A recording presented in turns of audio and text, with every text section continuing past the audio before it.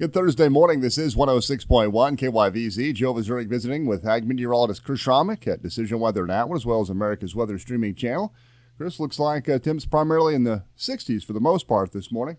Yeah, Joe, we got some rather mild temperatures out there this morning. Like you said, we got 50s out in Colorado. You get to the Kansas-Colorado border, we got 64 in Goodland and Burlington.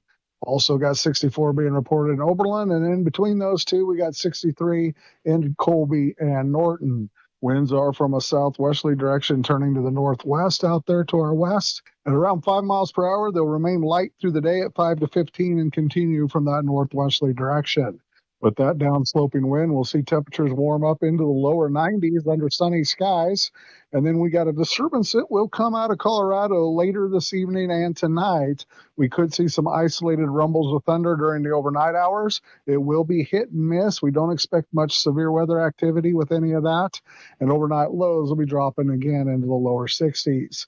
And then as that high pressure ridge begins to build out over the Rockies and expand over the area over the weekend, we're going to see a few dry days. It looks like tomorrow, Saturday, and much of Sunday will all be dry.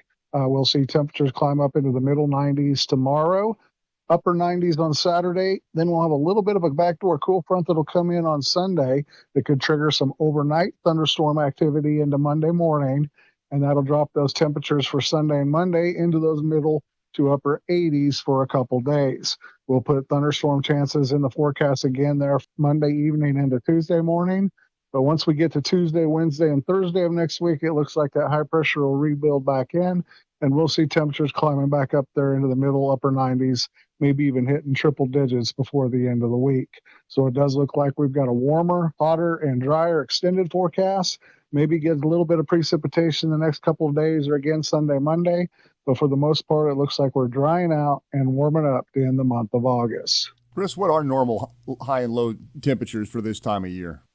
Generally, our high temperatures should be in those middle to upper 80s, and our overnight low temperatures in the lower 60s and right around that 60 degrees. So we're basically, once we get into the 90s here, we'll be about 10 degrees above normal on the highs, and our overnight lows have been running about 5 degrees above normal. Year-to-date precipitation-wise, how are we sitting right now?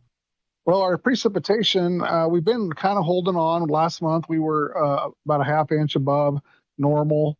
We're staying right at normal or slightly below here for this month. But the problem is when we go back to last year, after we went through the spring and summer, it's pretty much dry all the way until we got to December, the holidays. We started picking up some snows and those blizzards. So we are, due to last year's dryness and just slightly behind, staying right around okay now. We're seeing the drought encroaching back on us. We're about 6 inches behind for the annual totals, and we're starting to fall behind here again and some dryness coming in. So again, we got to get rain to just keep holding on, and the drought monitors are indicating we're into at least abnormally dry and moderate drought conditions for the entire tri-state area.